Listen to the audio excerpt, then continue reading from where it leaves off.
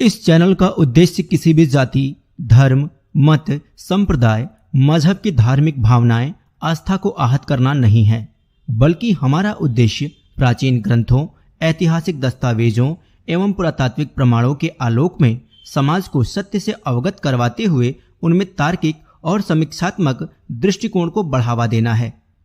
हमारा संविधान हमें संवैधानिक दायरे में रहते हुए समाज में जागरूकता लाने के उद्देश्य से हमें अभिव्यक्ति की स्वतंत्रता के माध्यम से अपना मत रखने का अधिकार प्रदान करता है।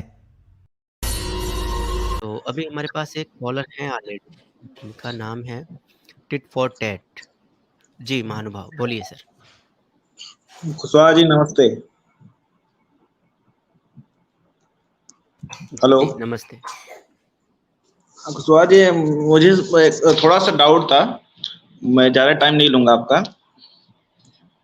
मेरा वो डाउट क्लियर कर देंगे तो ज़्यादा अच्छा रहेगा, बस यही मेरा है, आपसे विनती है। तो मैं पूछ रहा था कि ये जो कास्टिज्म था अपने में हिंदुओं में है, ये मतलब पहले से था कि महाभारत से पहले से था कि ये अभी से चालू हुआ है? क्योंकि उस टाइम जैसे कि महाभारत हुआ तो उसके बाद से वर्ण व्यवस्था आई, मेरे को ऐसा लगता है महाभारत के बाद। नहीं तो कर्ण के साथ भी वैसा नहीं होता था जैसा हो रहा है बाकी लोग के साथ होता है।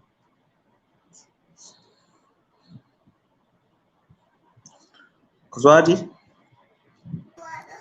कार्तिक जी जवाब देंगे इसका? बड़े शौक से। सभी को नमस्ते। नमस्ते। देखिए टिट फॉर टैट साहब, क्या होता है कि वर्ण व्यवस्था तो थी, हमेशा थी।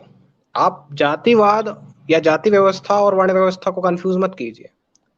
वर्ण व्यवस्था का मतलब है जो नहीं सर, ये मतलब मैं तो मानता हूँ कि वर्ण व्यवस्था है, लेकिन उस टाइम ऐसा कि वर्ण व्यवस्था होती तो ऐसा जैसे जैसे उसके कार्य के आधार पे उसको वहां पे वो जा सकता है उस वर्ण व्यवस्था के अंदर, लेकिन उस टाइम कर्ण के साथ ऐसा क्यों नहीं हुआ? मतलब आपका कर्ण तक ही, देखिए कर्ण पर तो मैं बोलना चाहूँ तो 1-2 घंटा भी कम पड़ जाएगा, ठीक है, फिर भी संक्षेप में बता देता हूँ। कर्ण जो है, एक तो ये झूठ बोला जाता है कि हालांकि महाभारत में मिलावट भी हुई है और कोई आपको दिखाएगा नहीं कर्ण के बारे में। सूर्यपुत्र कर्ण में इतनी बकवास दिखाई है। और महाभारत भी एक सीरियल आया था जो एकता कपूर की महाभारत थी शायद से स्टार प्लस में, उसमें क्या दिखाते हैं कि कर्ण आता है। वो तो देखा ही नहीं, बकवास था वो तो देखा ही नहीं मैंने।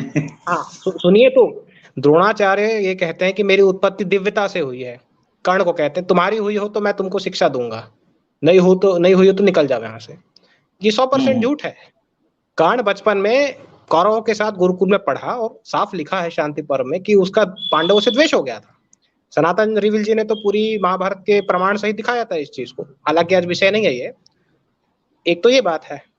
दूसरी बात कहेंगे आप कि द्रौपदी ने कह दिया कि मैं सूतपुत्र से विवाह नहीं करूंगी, ठीक है। सबसे पहली बात तो वो सूतपुत्र था नहीं, मतलब एक तरीके से था पर वो क्षत्रिय ही था। सूत होता क्या है, जो क्षत्रिय से ब्राह्मणी में उत्पन्न हो उसको सूत कहते हैं। तो उसका जो वंश था वो आता है अंग देश के वंश में। उसकी वंशावली दी है, हरिवंश पुराण आप देख लीजिए, वायु पुराण देख लीजिए, इसमें दी हुई है, विष्णु पुराण में भी है, मत्स्य पुराण में है। तो कर्ण जो है वो क्षत्रिय था जन्मना, उसका राजकुल में हुए सारे प्रपंच जोड़े गए महाभारत में उसको विक्टिम कार्ड के रूप में दिखाने के लिए। तो वो ऐसा कोई गरीब नहीं था। और द्रौपदी ने उसको जो ताना मारा है कि मैं सूतपुत्र से विवाह नहीं करूंगी, वो भी एक्का दुक्का पांडुलिपि में है, अन्य जगह प्रक्षेप है। हाँ, बोरी क्रिटिकल एडिशन में प्रक्षेप माना गया है। जो कारण बता रहा हूँ, कर्ण एक तो हार चुका था, उसका हारे हुए क्षत्रियों की लिस्ट में नाम आता है। तो और दूसरी बात, कहीं पे जब भी उन्होंने उल्लेख किया इस चीज का, उसमें कहीं पर भी उन्होंने नहीं कहा, जब धृष्टद्युम्न ने घोषणा की या द्रुपद ने की मेरे ख्याल से कि कौन कौन द्रौपदी से या इस प्रतियोगिता में आ सकता है, तो उन्होंने कहीं भी नहीं कहा। उन्होंने सबको संबोधित करते हुए कहा कि यहाँ जो भी मौजूद है उनमें से जिसमें दम हो आकर करे, ठीक है। तो इसलिए वो चीज प्रक्षेप है और कई पांडुलिपि में मिलता भी नहीं है कि तुम सूतपुत्र हो तो तुमसे विवाह नहीं करोगे।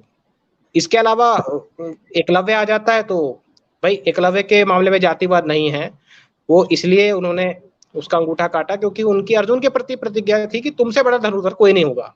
वो और एकलव्य भैया वो कृष्ण जी का भाई लगता था और निषाद राज था, निषादों का राजा का बेटा था, वो कोई साधारण जंगली आदमी नहीं था।